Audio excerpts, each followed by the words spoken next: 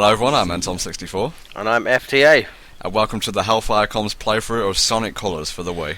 Hooray! Now this game, I think most people would agree, is, the best 3D Sonic game ever made. Definitely one of the best Sonic games in the last decade. I think some people say it's the best, some people say it's like the best since SA1. I think for me it's definitely the most polished game. I would say this is even more polished than Unleashed. How about you? Well, Unleashed was very rough in some areas, especially in terms of frame rate and whatnot. Well, yeah. And also the nighttime stages, they just, bad. At the moment, what we're watching, of course, this CGI is done by Marza Animation Planet, but some people may remember as VE Studios, the company who did the intro to like Unleashed and Sega All-Stars Racing and stuff. The song is, of course, I'm Gonna Reach for the Stars, performed by, it's sung by the guy from Cash Cash. And Tom, what do you think of this song? I fucking love it. When I first heard it, I didn't like it, but it's grown on me. It really has grown on me. It's just so upbeat and feel good that I can't help but smile when I hear it. It's just, again, I don't like it. To me, it was kind of like a throwback to like Sonic Heroes, but it was just a really over-the-top cheesy song. But like the Sonic Hero song, it's just becoming a massive guilty pleasure. And what you just saw there, when the blue cube came down, is the first time rings have been animated in a CGI Sonic film. Like that can't animation. Be right, can it? Yeah, apparently so. It's true. And that bit in the trailer, when Sonic jumps up and punches the screen, I was hoping, because we saw that in previous trailers of the game, I was hoping that was going to be a cutscene where Sonic just punched Eggman in the face. That would get it like a PG-13 rating. I would have loved it. And this is, of course, a throwback to Sonic 2 when he runs across the screen. But no, Sega, I don't get that. I don't get what's Sonic the point 4 tried the same thing, but again, Sonic 4 is shit. Well, again, I don't hate the game, but also I don't think you do it here, Tom. But of course, if you move around the control stick, the camera moves, and you can look at Sonic from different angles, running with the Wisps.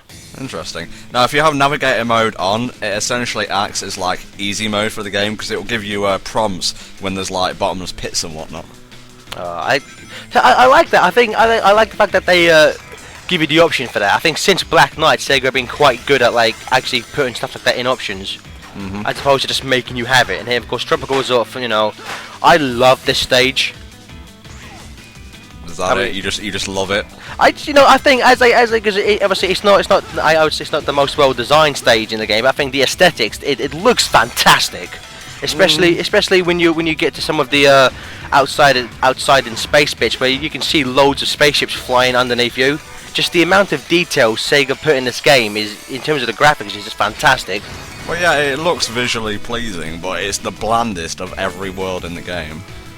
I know, but I think a lot of it for me is the music. As this is Tomio Otani he does all three acts of Tropical Resort, and I love this melody. Now, funny thing, just before we started recording this, I heard a remix, and it was a mashup between this, Act 1, and Plant Kingdom from Sonic Rush Adventure. And really? Apparently this is a remix of it.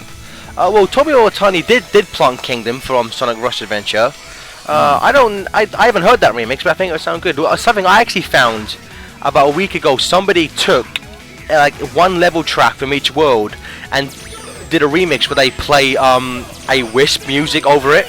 So it's like Terminal Velocity Frenzy mix, where it's like Terminal Velocity just with like Frenzy mixed over it. It's quite effective. And what we just heard there was the announcer, which apparently is actually performed by Roger Craig Smith, the new voice of Sonic the Hedgehog.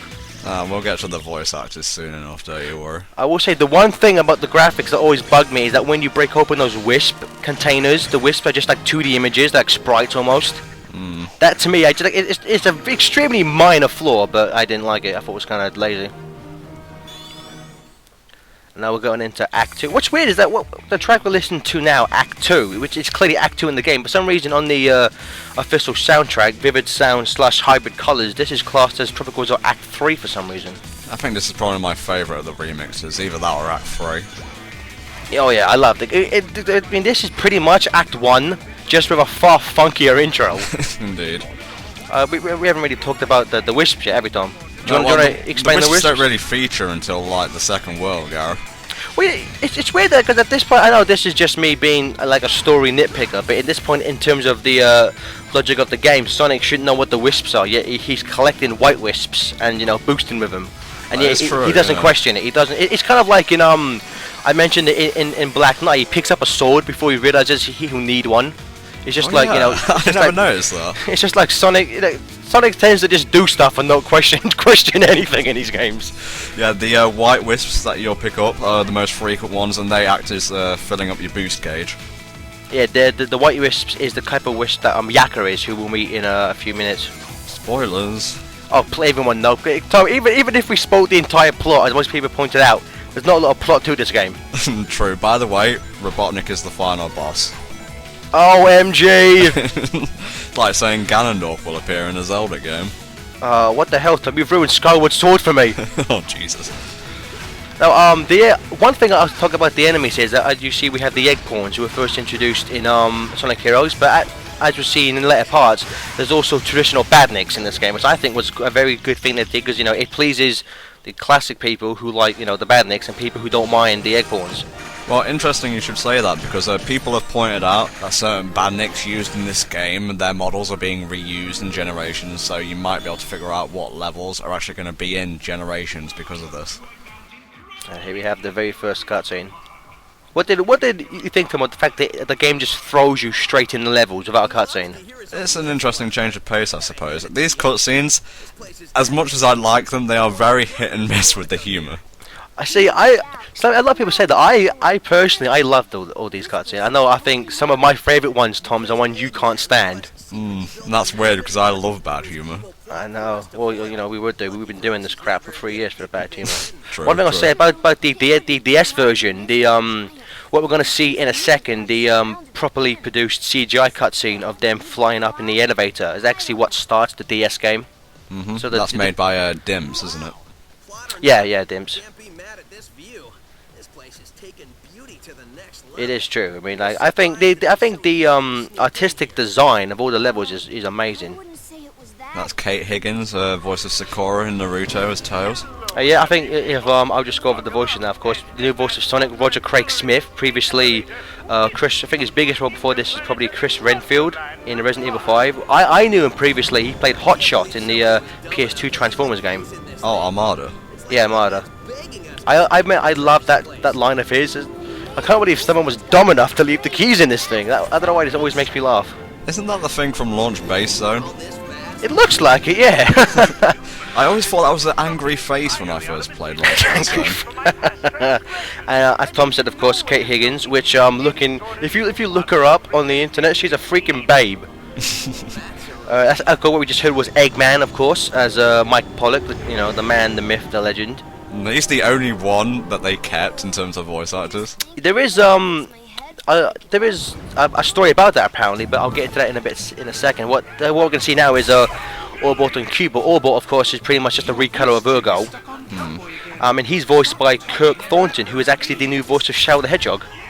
Also, Psyx in Kingdom Hearts 2. Games, and there's Cubot, Wally Wingert. I know him, and I think our friend Sonic Movies knows him best as Tallest Red from Invader Zim. And when I told Steven that, his head pretty much exploded. I think other video game fans might recognise him as the Riddler from Arkham Asylum / Arkham City. Yeah, I can hear that slightly. This is actually, Colors actually has the smallest voice cast. There's only actually 5 speaking characters. If you don't include the narrator, there's only 5 speaking characters in the entire game. Yeah, there's a much heavier focus on gameplay here, in terms of, like... They went for a more simple approach, as opposed to Unleashed, which is, like, very cinematic. Yeah, well, I would actually still say that even though its story is quite bad in terms of visuals, 06 is actually still the most cinematic, just in terms of what they did with the cutscenes and stuff. They wanted to make a Final Fantasy game, but they were forced to put Sonic in it. Well, I think we've talked enough about 06, so I won't go into that anymore. For 1 millennium, yes. Exactly, Jesus Christ. And again, we're back in Act 3, but it's playing Act 1's music. Tropical Resort just acts as your tutorial world, really, so we'll see stuff like the quick step returns, stomp, stuff like that. I do like the fact that stuff like the quick step was put into like only specialist stages, but I will say, even though we haven't got to it yet, in my opinion the drift is quite bad in this game. It's not as good as Unleashed, I'll say that much. Yeah, I wasn't a fan of it in Unleashed, but in Unleashed it plays a lot better than it does here. Now, I think we haven't mentioned it, but as Sonic runs around the Tropicals and actually every world in the game, you hear a bunch, like as you can hear now, you hear a bunch of like Dr. Eggman speaking over the PA systems. It's and fucking funny as hell. they have some of the funniest lines. Like one of my favorites is would Sonic the Hedgehog please come to the security desk? We found your keys. Yes, that's it. We found your keys. Don't you know where people have been sitting on those rides? They've been sitting on them with their butts. That's disgusting. The writers for this were Ken Pontac and Warren Graf, who wrote Mad World and Happy Tree Friends. They've been brought back for Sonic Generations, and I couldn't be happier. I love the script for this game. You can already tell what the tone of Generations will be like when they say classic Sonic won't speak and he will mime everything he does. Exactly. Which I'm just to go on up 2 seconds. So basically, that implies that Sonic learned to speak sometime after 3 and K, which to me makes no sense. Are you trying to bring canon into this, mate? That's what the whole thing is. It's it's about the Sonic franchise and canon, because they aren't in the HD version. They're only referencing the canon games. Damn you, Sega! I love the fact that these guys hold welcome signs, but if basically the egg pawns don't necessarily attack you unless you're close to them. Those ones with the welcome signs, if you just walk up to them and stand still, they try and smack you with the signs. And they're themed differently for each world, aren't they? Again, there's a lot of detail into this game, but every world has their own specific egg pawns. Like I believe the ones in Sweet Mountain have like chef hats on and stuff. And the weird spatulas and whatnot. I love this game. So yeah, what did you think of some of the platforming? I think we should say that in this game it's mostly, it kind of like Unleashed, it goes from 3D to 2D. Although in this game the ratio of 2D to 3D is much higher. There's virtually like 80% 2D in this game. Yeah, I would have preferred if there was a lot more 3D, to be quite honest with you. Same here. I mean, I think some of the 2D platforming is really good, but just but most of the 3D stuff is just kind of basic running. There's not a lot of actual platforming itself in the 3D. I mean, I'm not going to complain because this is one of like the best 3D Sonic game we've had in freaking years. But I would have preferred a bit more variety in terms of the 3D to 2D. What was your favourite Wisp power? I love Frenzy. Just because I think the music is amazing and just it's fun. I mean, it's unplayable in 3D. If you get Frenzy in a 3D world, you're screwed because it's fucking unplayable. But in 2D, I think it works so well just destroying things. Now, before I say my favourite, you may have seen 2 exits there. That does not imply there's multiple routes on the map. It's strictly linear. I mean, I guess you can kind of compare, I guess, to the Mega Drive games, where sometimes just if you're a bit higher or a bit lower, you can reach things differently. I never got. No, what we're hearing now is on the soundtrack, it's called Act 2, even though it doesn't appear to Act 4 here. Definitely my favourite, and this is the shortest Tropical Resort act, I believe. The thing about Sonic Colors is that for each world there's 6 acts, and normally you get about 2 kind of decent sized levels, and the other 4 will be kind of just small kind of gimmicky levels. Bite-sized. Yeah, exactly. Which I like that. I think some of my favourite acts are some of like the kind of more gimmicky ones. How about you, Tom? It's fun, but at the same time it's a little bit inconsistent. I would have preferred if they were all the same length. And what we're seeing here is the scoreboard, which I remember a while ago some people thought that when they saw some test footage of this, that they thought you could change your score by smacking it. And I think what happens is that if you get if you get an A rank, you get 1 life. If you get an S rank, you get 3 lives. But you can earn lives by smacking the numbers. So every time I see his cutscenes, I just want to watch him. You know that thing he's holding is actually from Sonic Unleashed? Yeah, it's the what's it called? The Miles Electronic. Miles Electric, yeah. That's the one. I like the fact that in this game, some people took umbrage to the fact that Tails and Sonic don't exactly act like they have in previous games. Like in this point, Tails he's not just kissing Sonic's ass the whole time. He's more. I don't want to say he's matured more, where he's not just impressed by every single thing Sonic does. And some people really disliked that. I loved it. He's so sarcastic in this game. What Tails is? Yeah. I love Tails in this because again to me I loved it in SA1 when Tails shows character development and then he kind of just regresses a little bit after each game.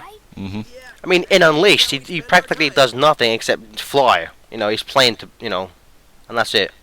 Where is his guide really? Pretty much. What we're listening to now is the Tropical Resort map theme, and that's by Naofumi Hataya, who was the Japanese composer for the Japanese version of Sonic CD. Reminds me a lot of Daft Punk, actually. Can you imagine that Daft Punk doing a Sonic soundtrack? Don't play with my heart, Gareth. Which, if anyone's heard, someone has done this amazing cover of it's Chemical Plant Zone, but they've added in make it work it harder, make it stronger. Oh and Jesus! It's just I have to find freaking that after we're fantastic. done here. And I think here we go. It's one of the first Wisp powers, the laser. Laser, white guy. Yeah, apparently that is Roger Craig Smith doing the announcer. Which, if it is, that's hilarious. Yeah, I thought people were just joking around when they said Sonic announces his own power-ups, but apparently he does. He does. Well, I remember when the voice cast was announced before anyone that had heard anything, a lot of people were like seen clips of just the gameplay with laser, good, great, awesome, amazing, and everyone thought that was Sonic's voice, and that everyone was like, what the hell? Sonic sounds like a 40-year-old white guy. Which, I guess, speaking about Roger Craig Smith and previous voice, of course, he is the voice from those Alton Towers. Whoa, check out the consoles Oh, God. videos. But he's obviously improved some. Although apparently there was a Roger Craig Smith was at a convention a little while ago, and somebody asked him to say something in Sonic's voice, and his response was basically, "Why don't I say something? Why don't I say something from the Alton Towers video?" Because everyone hated those. Apparently, even he himself is aware that he wasn't. So I say he wasn't doing his best work for those videos. Well, didn't Roger Craig Smith first voice Sonic in Free Riders, or am I mixing up the order there? Oh no, actually, yeah. Speaking about that, according to Mike Pollock, Colors was the first game recorded after the voice change, but Free Riders came out first. Well, Free Riders sounds like shit. Yeah, well, to me, Free Rider, it kind of sounds like in Free Riders he's kind of doing an impression of Jason Griffith. Because his vocal inflection just slightly more Griffith-like. Now, I'm not going to say that's worse, because I think towards the time we were at, the Unleashed Black Knight time, Griffith was doing damn good work. Yeah. So I'm not gonna knock that. It just to me I think maybe because that was the first game coming out, Sega might have said trying to make it sound a little bit like Griffith, but not too much. Now the red rings we're seeing in every level, there's 5 red rings, and what the red rings do is that they unlock levels in the Sonic Simulator, and in the Sonic Game Land, exactly, and the Sonic's that basically acts like these special stages, and the more rings you get, the more levels you unlock, and once you get all the levels, you can basically get the Chaos Emeralds, and when you get the Chaos Emeralds, something magical happens. A bit super, if you will. Yes. Now, unfortunately, we won't be showing it off because it is optional, so yeah. Oh, yeah, I still haven't even collected all the red rings. Same. I'll be honest with you, like in terms of being a gamer, I'm not like a hardcore gamer. Like I love to play Sonic games, but I can never bring myself to like 100% it. The only way I have Green Hill Zone on SA2 Battle is because my friend had it and I stole his memory card and copied over the file. You crafty bastard, man. I know. I'm about to enter the first boss. The first boss that we'll see repeated twice. And then of course Mike Pollock, I love his voice, it's awesome. Definitely the best Eggman to date. Exactly. I remember I just love these two, they're hilarious. I like the fact that in this game they finally got it down to where they kept the comedy in, but Eggman is a threat. Because he does funny things, but unlike Unleashed and say like Heroes or Shadow, they never have humor at the expense of his character. Now, I said the same thing when I did my own blind run of this, and anything I miss out saying in here, you'll probably find in the blind run, just a heads up. Cool. But yeah, because I mean, like, stuff in Unleashed where, like, he goes to kick Ergo, and, like, he does, like, a backwards somersault, someone falls down on the floor. That was just horrible, but, like, nothing, like, he's a complete badass throughout this entire game. Oh, at least he thinks he is. Yeah. Well, I mean, we'll get into it a little bit later, but his actual plan is really quite sadistic, what he does. I always thought that was weird because the script is the first one in a long time written originally in America. The fact that he spanks his ass there, which is an incredibly Japanese thing to do, I always thought that it stuck out, that it kind of stands out quite a bit. It's got a very 90s twinge to it, this game. It feels like I'm watching an episode of Adventures at times. I know. I think that's probably. I love that line, "Hasta la bye bye, suckers," and I love this bit here. This music track. This is obviously this is Eggman's theme from 06 on Unleashed. It's been reprised once again by Hindigai Kobasia. And I thought we're about to enter the first boss, Tom. And what did you think of these bosses? They're far too easy, to be honest. It's weird. When this premiere, I forget when this. I think this might first shown at E3 last year, maybe. But I remember there was a Sega person there at the booths where this was playing, and everyone was pointing out that the bosses only take 3 hits to be defeated. And the Sega man said that's just because for the demo. In the final game, they'll be easier to defeat. I mean, they'll be harder to defeat. Bullshit. Believe it or not. I'll just say that this boss here is Dead. Now this boss here is called the Rotatatron, although on the DS version it's the Globotron. Just took me just over 30 seconds. What the fuck? I never knew that you could actually smack their hand. I've never done that before. And there's the first S rank, hooray! Only a few more, I'm afraid. I'll say all the boss music in this game is actually performed by Tomio Otani. He's the dude who did the Rush soundtracks, right? He helped out on Rush Unleashed. Oh, okay. Oh no, not Rush Unleashed, sorry, Rush Adventure. And this of course is the first cutscene that was premiered by Sonic Rex, Sonic Stadium and Sonic Retro. The Sonic Rex kind of nicknamed this cutscene Tales and the Translator, but if we go by its music name from the official soundtrack, this cutscene is actually called Yakker's Plea. The thing I'll say about this, the music is kind of like Unleashed. The melodies, in terms of just the cutscene music, the melodies themselves are quite good. It's just the music sounds so fake. I gotta say, I'm not a fan of the character models in these cutscenes. They seem really rough. Really? Yeah. I liked. I remember Steven hated the animation in this cutscene. I remember when this cutscene was first premiered, he said it was like an episode of Jimmy Neutron. I can see what you mean somewhat, yeah. I didn't mind it, because I wasn't sure how they were going to do these cutscenes, because of course in every Wii game prior, they've just had like animated cutscenes, like the storybook series. Thank fuck they're not mocap like in SA2 and 06. Jesus Christ.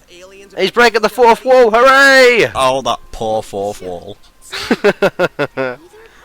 I will say, I love the humour in this game, but the thing that got on my nerves is this, all the mistranslation gags. Or jokes that just run on far too long. Well, see, some of those I liked, like the clobbering gag. I love that line. I freaking love that guy. And I love the build up in this music here, where it builds up to Sonic saying this. Dun, dun, dun, dun, dun, dun, dun. Badass. Absolutely badass. I love this game, Tom. And this is a piece of music called Robots Lost and Found. I love that line! When you think about this from a robot's point of view, this is pretty gruesome. Don't think about it. Did you have a problem with Orbot's kind of character change from Unleashed? I mean, do you view them as the same character or a different one? It's the same character, he's just got a voice chip change and a paint job. Yeah, I mean, he acts slightly different. I mean, like in this game, he just doesn't give a crap about anything.